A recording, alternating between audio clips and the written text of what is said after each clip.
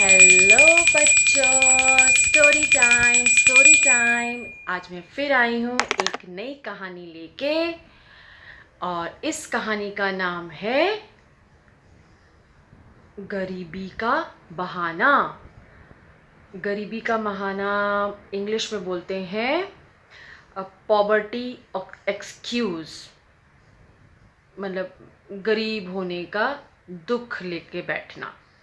ठीक है, तो ये कहानी जब आप सुनोगे तो हो सकता है कुछ आप लोगों को चीज़ समझ आए। कभी कभी हम छोटी मोटी चीज़ों को लेके रोते रहते हैं, तो दुखी होते रहते हैं, तो वो हमें होना चाहिए कि नहीं होना चाहिए। ठीक है, तो चलो अब ज़्यादा टाइम नहीं वेस्ट करती, सीधा कहानी सुनाती हूँ। आप समझ जाएंगे कि कहानी हमें क्या शिक्षा देने वाली है। ठीक है, तो चलो। एक छोटा सा शहर था। उस शहर में एक बच्चा था जिसका नाम था रोहन। रोहन नाम का एक लड़का रहता था। रोहन दिन भर बस उदास बैठा रहता था, दुखी रहता था, हंसता खेलता बहुत कम था। और उसकी ज़िंदगी में सबसे ज़्यादा उसको ऐसा लगता था कि हाय भाई, उससे ज़्यादा दुखी कोई है ही नहीं। उसे इस बात का भी दुख था कि उसके घर वाले बहुत गरीब थे। हाँ, वह हमेशा अपनी गरीबी को लेकर रोता रहता था कि अरे मेरे पास तो कुछ है ही नहीं, मैं कैसे करूँ, कहाँ से करूँ, मैं कुछ कर ही नहीं सकता। तो ऐसे ही वो एक दिन चलते जा रहा था रास्ते पे, कहीं अपना दुखी मन से, बड़ा दुखी मन से चले जा रहा है, चले जा रहा है, चले जा रहा है। और उसी रास्ते पर एक सन्यासी जा रहा था। सन्यासी यानी साधु। तो साधु वहाँ से गुजर रहा था। वो साधु ने उस बच्चे को देखा और बड़ा हैरान हुआ कि ये छोटा सा बच्चा, इसे किस बात का दुख है, क्यों इतना उदास है, क्या कष्ट है इसको। तो उस जो साधु ने उस बच्चे के पास गए और उसको जाके वजह पूछी, भाई बच्चे तुम बताओ आखिर क्या बात है, तुम इतने दुखी क्यों बैठे हो। तो जैसे ही रोहन ने देखा कि अरे ये साधु बाबा कुछ पूछ रहे हैं, तो वो फिर दुखी वाले मन से बोलता है कि मैं ना बहुत गरीब हूँ, मेरे घर वाले भी बहुत गरीब हैं और मुझे कुछ करने का मौका नहीं मिलता। अब आप ही बताइए कि एक गरीब आदमी कैसे खुश रह सकता है जब उसकी इच्छाएं पूरी नहीं हो पाती, उसे कुछ करने का, आगे बढ़ने का मौका ना मिले, तो वह तो हमेशा दुखी रहेगा ना, उदास ही रहेगा, और क्या कर सकता है। तो सन्यासी ये सारी बातें बड़े ध्यान से सुन रहा था। वो कहता है ओहो अच्छा ऐसी बात है, तो चलो कोई बात नहीं। वो सन्यासी कहता है तुम्हारी बात तो भाई बिल्कुल सही है, लेकिन मैं तुम्हारी इन परेशानियों को दूर कर सकता हूँ। मैं तुम्हारा जो टेंशन है, जो दुख है ना, जो उदास रहते हो जिस वजह से, उस रीज़न को, उस चीज़ को मैं तुम्हें ठीक कर दूंगा। तो ताकि तुम्हारी ये जो दुखी रहते हो, मन उदास रहता है गरीबी को लेके, वो बिल्कुल ठीक हो जाएगा, ख़त्म हो जाएगा। तो वो कह देते हैं, सन्यासी जी उसको कहते हैं ठीक है, तुम एक काम करो, तुम कल सुबह मुझे, यहाँ एक मंदिर है, उस मंदिर के पास आके तुम मुझे मिलना। मैं बताऊंगा इसका राज कि तुम अपना, आपको जो इतना गरीबी की वजह से रोते हो, दुखी रहते हो, तुम्हें मौका नहीं मिल पाता है, तो वो तुम्हें कल मैं मौका दिलवा दूंगा। तुम्हारे ये जो दुख है वो ख़त्म हो जाएंगे। तो रोहन बड़ा खुश होता है कि अरे वाह भाई, ये तो सन्यासी जी बड़े अच्छे हैं। चलो, अगर इनको पता है कि मेरे दुख कैसे दूर हो सकते हैं, तो फिर तो मैं इनसे ज़रूर मिलूँगा। तो रोहन ये बात मान जाता है और कहता है ठीक है सन्यासी जी, भाई मैं कल अवश्य ही सुबह जो आपने मंदिर बताया है, मैं उस मंदिर के पास पहुंच जाऊंगा। तो जैसे ही अगले दिन होता है, रोहन बड़ा खुश होके, बड़ा खुशी मन से तैयार होके सन्यासी की बताई हुई जगह, उस मंदिर के पास पहुंच जाता है।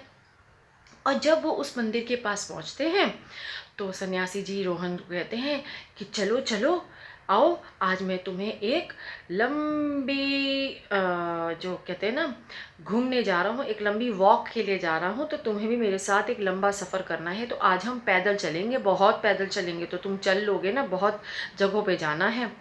तो रोहन कहता है हाँ, सोचता है, फिर कहता है अच्छा हाँ हाँ ठीक है, क्यों नहीं, चलेंगे चलेंगे, देखते हैं आप मेरे दुख कैसे दूर करते हैं। सबसे पहले वो सन्यासी क्या करता है, उस रोहन को एक अनाथ आश्रम में लेके जाता है। अब अनाथ आश्रम कौन सी जगह होती है, जहाँ पे वो बच्चे रहते हैं जिनके माँ बाप नहीं होते, जो बिना मम्मी पापा के गुजारा करे रहने के लिए, तो उन बच्चों को वहाँ रखा जाता है, उसे बोलते हैं हम अनाथ आश्रम। तो वो जो सन्यासी जी थे वो बच्चे को अनाथ आश्रम में लेके गए और जाके दिखाया, कहा कि देखो इस आश्रम में देख रहे हो ये बच्चे, ये यहाँ जो बच्चे रह रहे हैं ये सारे बच्चे बिना माँ बाप के रहते हैं, इन बच्चों के कोई माँ बाप नहीं है, ये सब लावारिस है, बिना माँ बाप के यहाँ रहते हैं। ये दिखा दिया और रोहन बड़ा हैरान हुआ, बड़े उसे देखा कि हैं ये बच्चे बिना माँ बाप के रहते हैं, इनका कोई नहीं है। ये सोच में पड़ जाता है कि ये कैसे गुजारा करते होंगे, सोचता रहते, बहुत सोचता है। और वो वहाँ से इतना दिखा के जो सन्यासी जी थे वो कहते हैं चलो निकलते हैं यहाँ से, अब मैं तुम्हें एक ऐसी जगह लेके जाऊँगा जहाँ तुम मैं वहाँ से भी पता चलेगा कि भाई कि तुम कितने दुखी हो, वो वहाँ से तुम्हारे दुखों का कितना समाधान हो सकता है, कष्ट तुम्हारे कितने जल्दी ठीक होंगे, वो तुम्हें वहाँ से पता चल जाएगा। तो ये करके इतनी बात कह के सन्यासी जी रोहन को एक बस्ती में लेकर चले गए। बस्ती यानी जहाँ झोपड़पट्टी वाले जो लोग जहाँ रहते हैं, झोपड़ियों में रहते, वो वहाँ ले गए।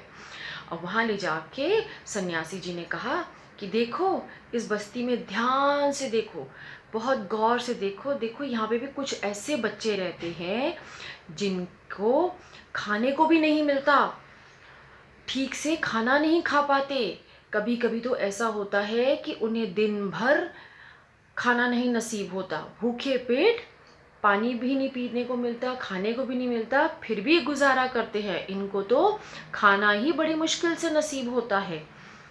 तो रोहन ये सब देख के बड़ा हैरान होता है कि है ये बच्चे बिना खाना खाए भी गुजारा करते हैं।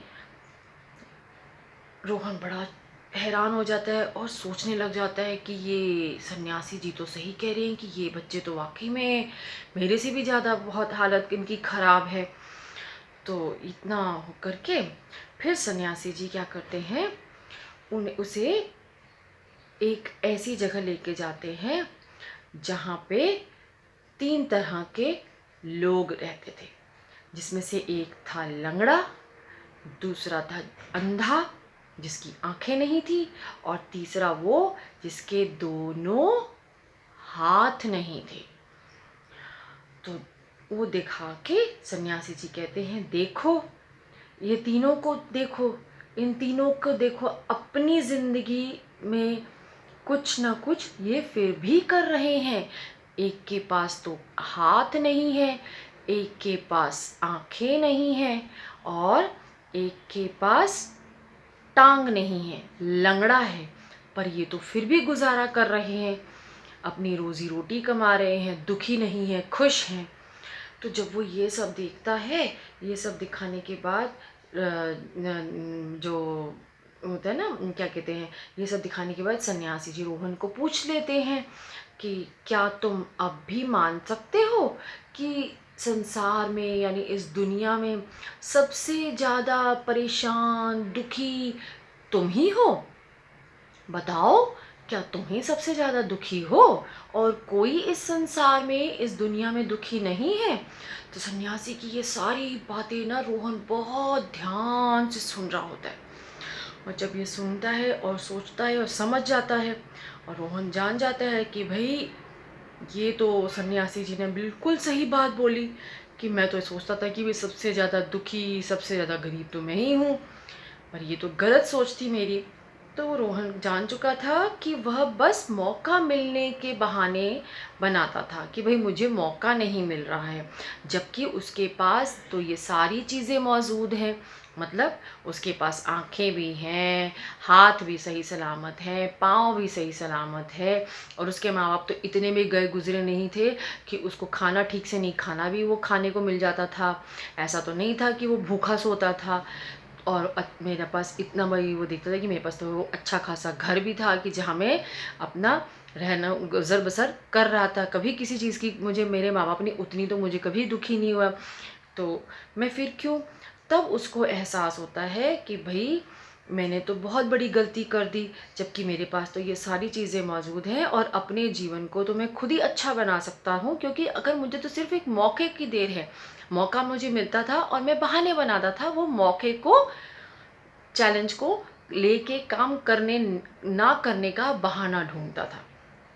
इसके बाद रोहन ने सन्यासी जी से क्षमा मांग ली और कहा कि भाई सन्यासी जी, मैं बहुत ही क्षमा प्रार्थी हूँ, मुझसे बहुत बड़ी गलती हुई है, मैं बहुत गलत सोच से चल रहा था, मैं हमेशा बहाने बना दिया करता था, पर हाँ अब मैंने माना है, अब मैं ये सोचा है और ये ठान लिया है कि अब से मैं कभी भी बहाने नहीं बनाऊंगा, और यदि मुझे कभी भी कहीं कैसे भी मुझे मौका मिलेगा तो मैं खुद को उस काम को करने के लिए साबित करूंगा कि ये काम मैं ज़रूर कर सकता हूँ और करके दिखाऊंगा।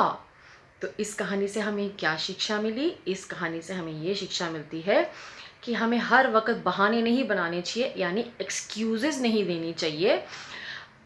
हमें अगर कोई काम करने के लिए मौका मिलता है तो हमें उस मौके का फ़ायदा उठाना चाहिए। हमें हर वक्त शौक़ प्रकट नहीं करना चाहिए कि मेरे पास ये नहीं है या वो नहीं है, अगर ये होता तो ऐसा हो जाता, वो होता तो मैं ऐसे हो जाता। हमारे पास जो चीज़ें हैं हमें उसी का सही तरीके से उपयोग करके अपने आप को खुद आगे बढ़ाना चाहिए, और उस अपनी पदवी को अगर ऊंचा करना है, अपने आप को और ऊंचा लाना है, तो हमें अपनी मेहनत से आगे बढ़कर उस पदवी को हासिल करना चाहिए। हमें दुखी मन से हर वक्त दुख नहीं प्रकट करना चाहिए, हमें हर चीज़ का शुक्र करना चाहिए कि आज हमारे पास ये चीज़ें हैं।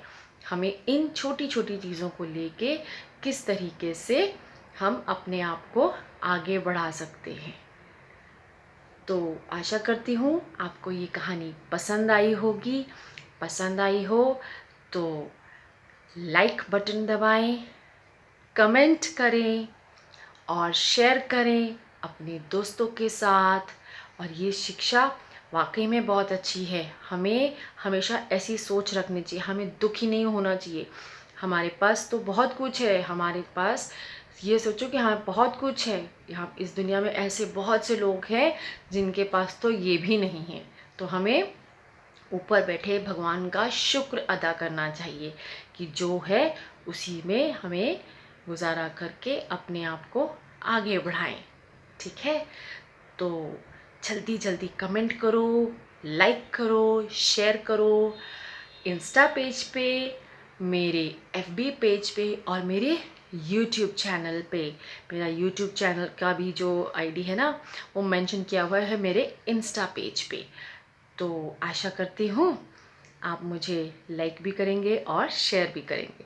ठीक है, तो बच्चों ये कहानी ना घर में अपनी दादी को सुनाओ, अपनी मम्मी को सुनाओ, पापा को सुनाओ, क्योंकि दादी से तो हम बच्चे सुनते ही हैं, सारे बच्चे सुनते हैं।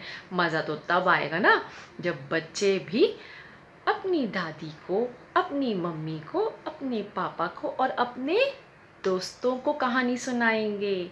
अगर अच्छी लगी हो तो ज़रूर सुनाना। चलो बाय बाय, कल फिर मिलूँगी एक नई कहानी के साथ और एक नई शिक्षा के साथ। ठीक है, बाय बाय।